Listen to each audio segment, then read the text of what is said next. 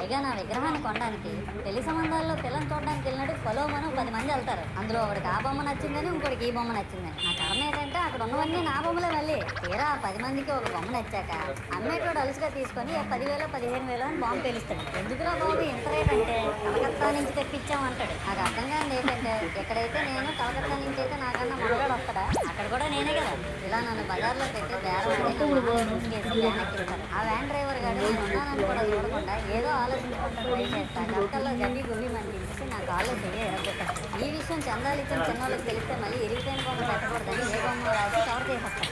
సరేలే జరిగిందేదో జరిగింది, నా భక్తులే కదా కూల్ బ్రో అని చిల్లయ్యేలోపు నన్ను పందిర్లో పెట్టి ముసుకేసి నాకన్నా పొడుగుండే సౌండ్ బాక్సులు 2 నా చెవులు పక్కన పెట్టి డీజే గణేష్ బ్రో అని చెప్పి నా పాటను రిలీజ్ చేస్తారు. సరేలే పిల్లలు కదా ఇప్పుడు కాకపోతే ఎప్పుడు ఎంజాయ్ చేస్తారు, కాసేపట్లో పూజ స్టార్ట్ చేస్తారని వెయిట్ చేస్తా ఉంటే 5 రూపాయలు వ్రత కల్పన గుర్తుకొస్తే ఎక్కడ